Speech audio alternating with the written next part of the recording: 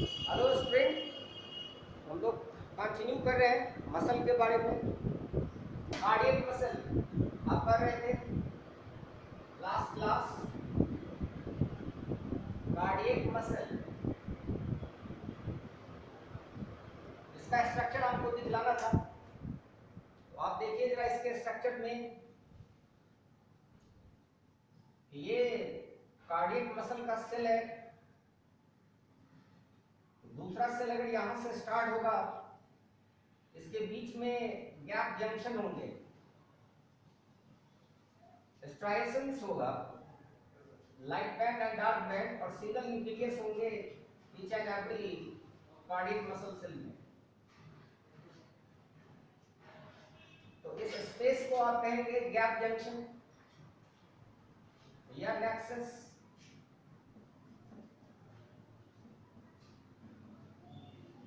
और इसके branch oblique होंगे, जहां से दूसरे सेल आएंगे।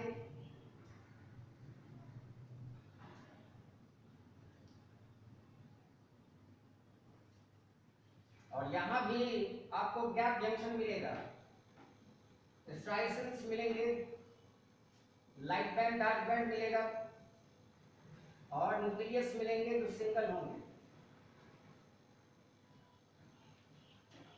जहां पर एक सेल का मेम्ब्रेन दूसरे सेल के मेम्ब्रेन से आके कनेक्ट हुआ है, इस जंक्शन को आप कहेंगे इंटरकैलेटेड डिस्क। इंटरकैलेटेड डिस्क इसका नाम होगा। और ये बूस्टर के जैसा काम करेगा, acts as booster, acts as booster.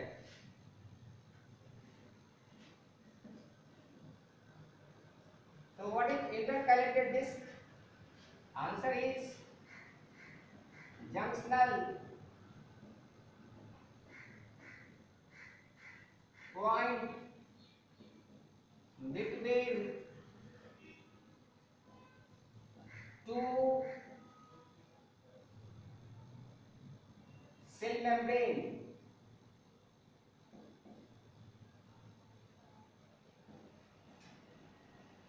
of adjacent cardiac cells, adjacent अगल बगल का, adjacent cardiac muscle cell।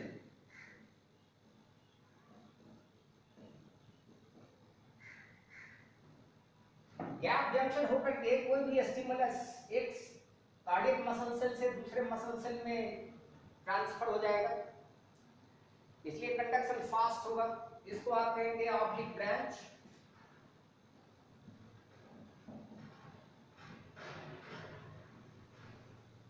Oblique branch. तो आप समझ सकते हैं कार्डियक मसल का तो यूनिक प्रॉपर्टी हो गया, पहला इंटरकैलेटेड डिस्क और दूसरा ऑब्लिक ब्रांच, जो किसी और मसल में नहीं होता है। तो याद रखना है इसको, कार्डियक मसल सेल ब्रांच्ड होते हैं। कार्डियक मसल सेल में ब्रांच ऑब्लिक होता है। दो कार्डियक मसल सेल के बीच में एक जंक्शन होता है जिसको कहते हैं इंटरकैलेटेड डिस्क, और इसका काम है कंडक्शन को फास्ट बनाना। दो सेल का जंक्शन एक दूसरे से लिंक होता है गैप जंक्शन के द्वारा। अगर हम इसको कंपेयर करें स्केलेटल मसल से, तो स्केलेटल मसल में भी लाइट बैंड डार्क बैंड था, इसमें भी लाइट बैंड डार्क बैंड है, स्ट्राइएशंस है, लेकिन वहां ब्रांचिंग नहीं था। इसमें ब्रांचिंग है, उसमें बहुत सारे न्यूक्लियस थे। यहाँ पर सिंगल न्यूक्लियस आप देख रहे हैं, जो न्यूक्लियस है वो क्या है, सिंगल है। न्यूक्लियस इज सिंगल, न्यूक्लियस एक है, एक से ज्यादा न्यूक्लियस नहीं है। जबकि स्केलेटल मसल के सेल में बहुत सारे न्यूक्लियस पेरिफेरल थे, और आप उसका नाम दिए थे एक्सट्रैक्शन सिनसाइडियल। तो यहाँ पर ये सिनसाइडियल फंक्शनल सिनसाइडियल हो सकता है, एक्सट्रैक्शन सिनसाइडियल ये नहीं होगा।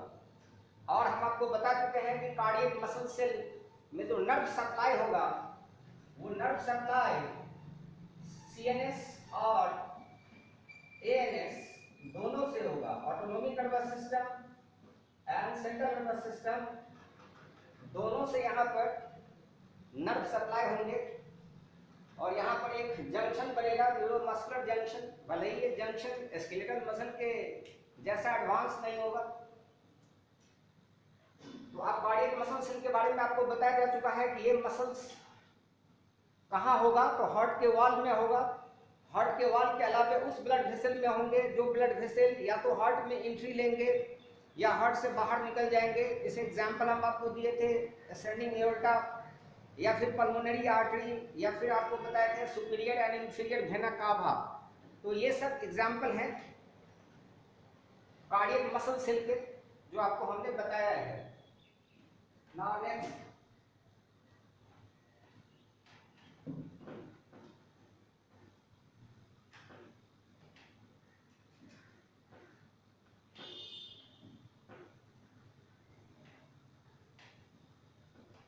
कार्डियक मसल सेल इनवॉलेंट्री होंगे क्योंकि हार्ट में रहता है ये, और आपको याद है कि हार्ट हम लोग के इच्छा के अधीन यानी विल पावर के अंदर नहीं आता है, इसलिए हम लोग कार्डियक मसल को क्या कहेंगे, involuntary muscle.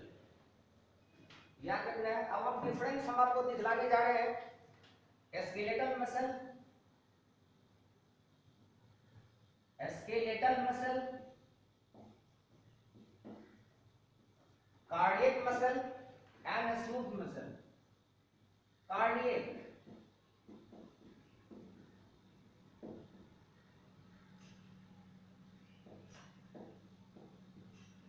Cardiac muscle and smooth muscle.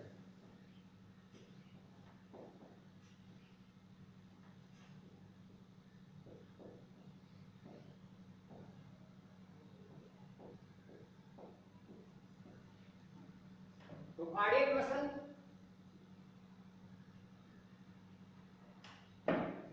Skeletal muscle और स्मूथ मसल के बीच का डिफरेंस आप पढ़ने जा रहे हैं। सबसे पहला है साइज। फर्स्ट पॉइंट है साइज। सबसे बड़ा स्केलेटल मसल होगा 1 सेंटीमीटर टू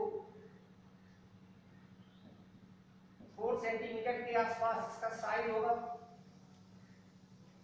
कार्डियक मसल का साइज 80 माइक्रोन से लेकर के 100 माइक्रोन तक मिलेगा। स्मूथ मसल 50 माइक्रोन से 200 माइक्रोन तक का होगा। साइज के बाद अगर हम बात करें स्ट्राइएशंस का,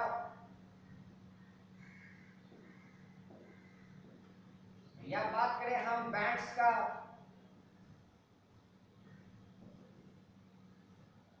तो स्केलेटल मसल में ये प्रेजेंट होगा क्योंकि यहाँ लाइट बैंड डार्क बैंड होगा, इसमें भी होगा प्रेजेंट।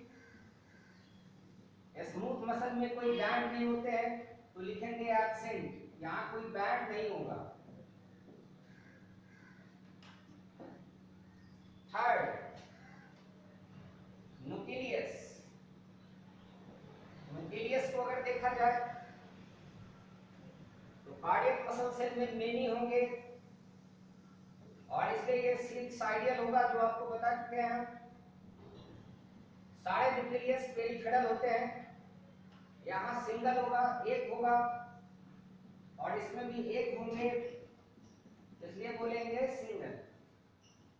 शेप की अगर बात करें तो शेप में ये होगा सिलेंड्रिकल,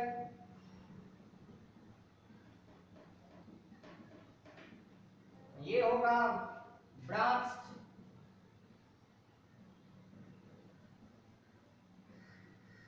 और ब्रांच के साथ ब्रांच कैसा होगा तो ऑब्लिक ब्रांच, याद रखना है। इंटरकैलेटेड डिस्क होगा branched with intercalated disc, intercalated disc होगा इसमें, और ये होगा स्पिंडल शेप्ड अनब्रांच्ड। तो याद रखना है स्मूथ मसल सेल अनब्रांच्ड होते हैं, स्केलेटल मसल सेल भी अनब्रांच्ड होते हैं। ये सब अनब्रांच्ड होंगे, इसमें कोई ब्रांचिंग नहीं होगा, इसमें ऑब्लिक ब्रांच होगा और ये अनब्रांच्ड होंगे।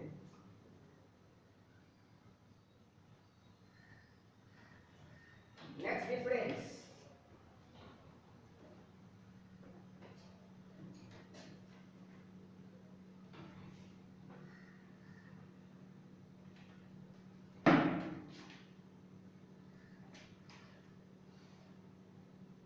फाइव टिट्यूल।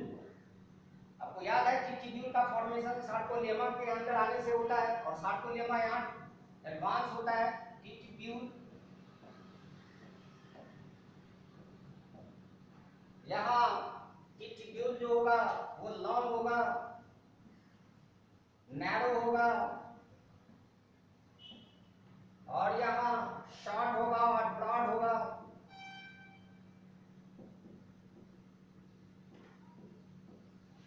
स्मूथ मसल सेल में टिट्यूल नहीं होते हैं तो लिखेंगे एब्सेंट होगा।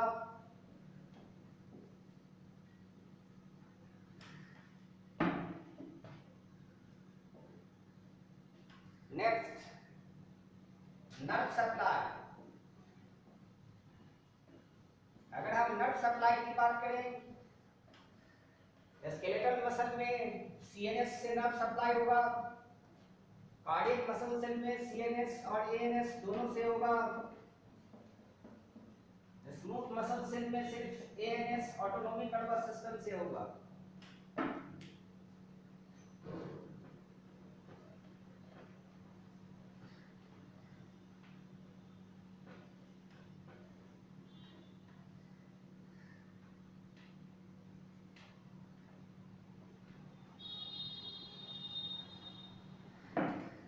कैल्शियम बॉन्डिंग प्रोटीन,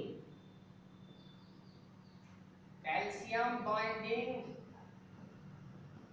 प्रोटीन को अगर देखें, स्केलेटल मसल में होगा ट्रोपोनिन, याद होगा ट्रोपोनिन सी होता है,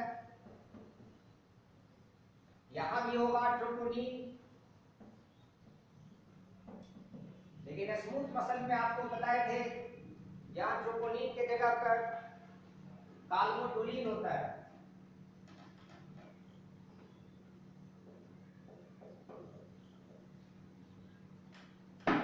नाउ कॉन्ट्रैक्शन,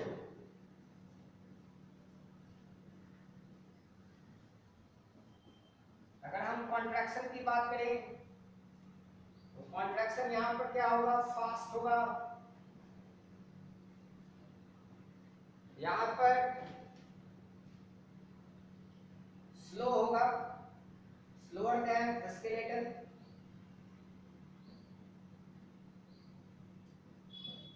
स्केलेटल मसल से कम होगा और यहां पर स्लो होगा, लेकिन ये बहुत देर के लिए कॉन्ट्रैक्टेड रह जाएंगे, इसलिए इसका रिफ्रैक्टिव पीरियड बहुत ज्यादा होगा।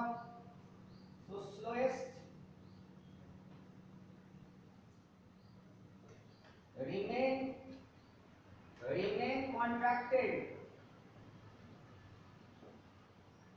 remain contracted for long time,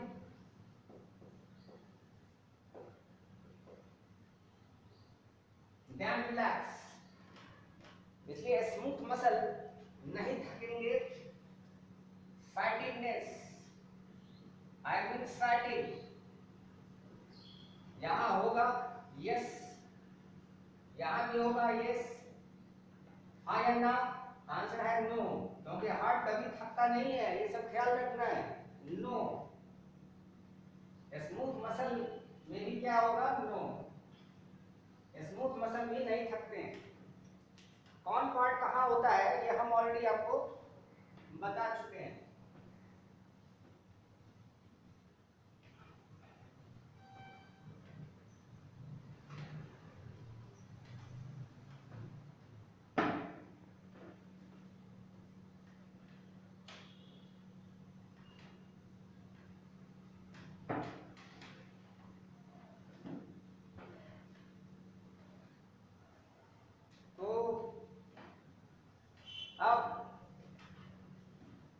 contraction के बाद अब अगर हम लोग बात करें एक टर्म आएगा जिसका नाम होगा राइगर मॉर्टिस। एक टर्म के लिए हम लोग बात करें राइगर मॉर्टिस।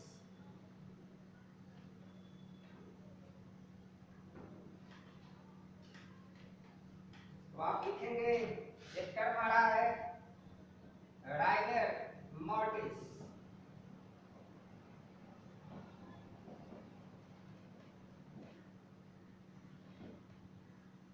राइगर मॉर्टिस इसको हम लोग थर्ड स्टेज ऑफ डेथ भी बोलते हैं, कह सकते हैं call third stage of death, third stage of death.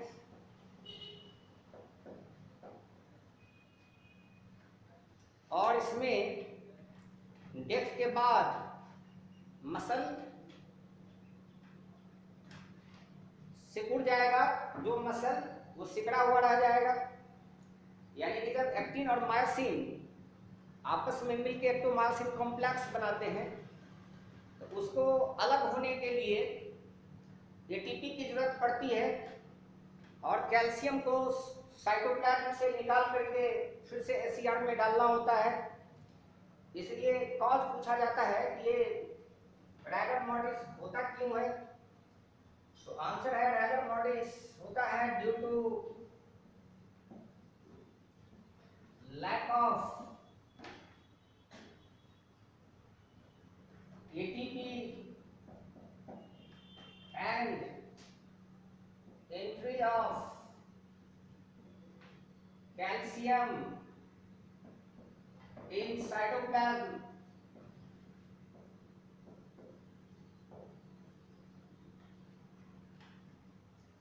from SER, smooth endoplasmic reticulum, I mean disintegrated SER कह सकते हैं, जो बर्बाद हो जाता है डेथ के बाद, disintegrated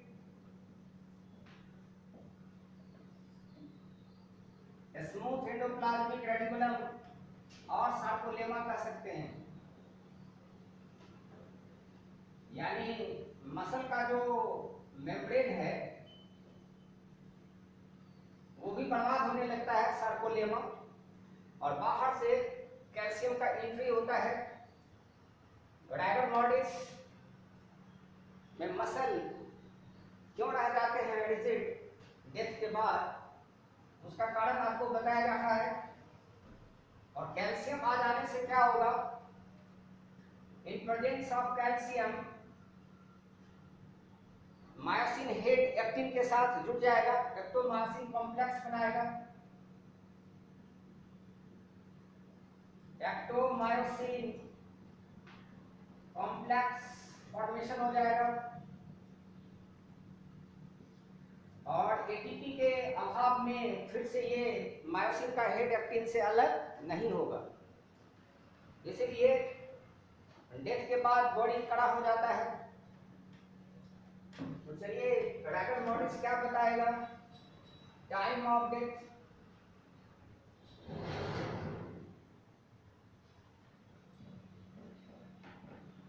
दूसरा sign of death,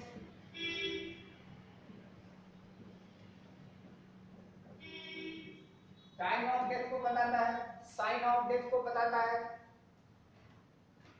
next, rigor mortis death के 2 घंटे से 6 घंटे के अंदर में अपीयर होता है। So appear 2 to 6 hours after death.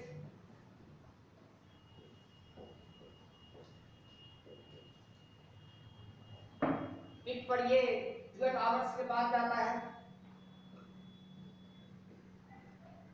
और 48 आवर्स पूरा होने के बाद खत्म हो जाता है। Disappear after 48 hours, after 48 hours. उसके बाद फिर से बॉडी ढीला हो जाता है, जो मरे होते हैं लोग या कोई जानवर, उस कंडीशन में जो रिजिड मसल है वो बाद में लूज हो जाता है। तो पोस्टमार्टम रिजिडिटी आप कह सकते हैं, या आप कह सकते हैं rigidity of muscle, rigidity of muscle after death, या कह सकते हैं postmortem rigidity, postmortem rigidity first appear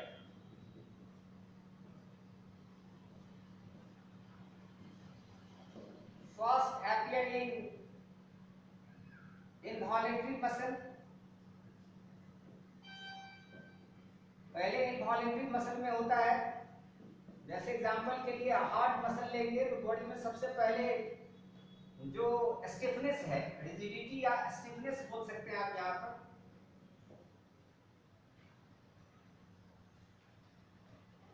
तो हार्ट मसल में होता है 1 घंटे के अंदर, मरने के डेथ के 1 घंटे के अंदर में हार्ट मसल में ये शुरू हो जाता है। और इसके बाद शुरू होता है tannin skeletal muscle. Skeletal muscle में पूछा जाए तो सबसे पहले आईलिड होगा, तब नेक होगा और फिर जॉ होगा। लेकिन पूछा जाए कि सबसे पहले कहाँ होगा तो आंसर इनवॉलेंट्री होगा। स्केलेटल मसल वॉलेंट्री मसल है, इसलिए वॉलेंट्री मसल में ये पहले नहीं होता है, ये याद रखना है। एग्जाम में, मेडिकल एग्जाम में ये सब क्वेश्चन आएगा कि जब डेथ के बाद मसल स्टिफ हो जाता है या रिजिड हो जाता है तो आप उसको क्या कहेंगे, तो आंसर होगा राइगर मॉर्टिस। और इसलिए आपको याद है पहला डेथ होता है ब्रेन डेथ, फिर होता है प्रोटोप्लाज्मिक डेथ, तो 2 स्टेज उधर गुजर जाता है। उसके बाद जब बाकी जो बॉडी का मसल है उसका जब डेथ होता है तो आप उसको राइगर मॉर्टिस कहते हैं और उसका नाम होता है तीसरा स्टेज।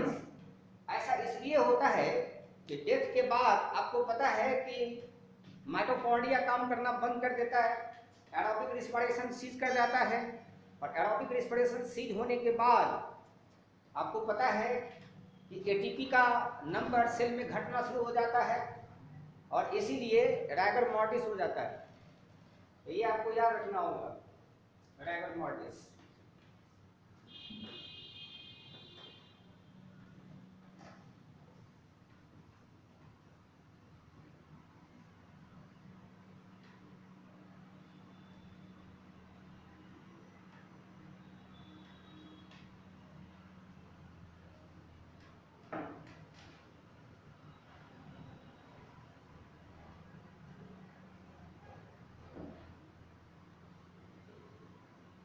दूसरा है अल्गर मॉर्टिस, ये टर्म है अल्गर मॉर्टिस, और ये अल्गर मॉर्टिस होता है due to stiffness of muscle due to cold. Stiffness of muscle due to cold और लो टेम्परेचर। अब सोचिए अगर डेथ हो जाए ऐसे वाटर में जहां पर कि आइस है या पानी का टेम्परेचर काफी कम है, निगेटिव में है टेम्परेचर, तो मसल वहां पर स्टिफ हो जाएगा, और जब मसल स्टिफ हो जाएगा तो उसको हम लोग राइगर मॉर्टिस नाम बोल करके अल्गर मॉर्टिस बोलेंगे। एक है लीवर मॉर्टिस, और ये तीसरा टर्म है लीवर मॉर्टिस। लीवर मॉर्टिस कब होगा, तो लीवर मॉर्टिस का मीन्स होता है कि बॉडी का जो लोअर पार्ट है उसका कलर पर्पल हो जाता है, ब्लूइश हो जाता है ऑक्सीजन के अभाव में, एनारोबिक रेस्पिरेशन के कारण। और जब स्किन के नीचे का पार्ट ऐसा ब्लूइश कलर का हो जाएगा या पर्पल कलर का हो जाएगा due to force of gravity of the blood, तब आप उसको कहेंगे लीवर मॉर्टिस। सो पर्पल या blue, purple blue colouration, purple blue condition of the body parts, I mean of the lower body parts, lower body parts under skin due to gravitation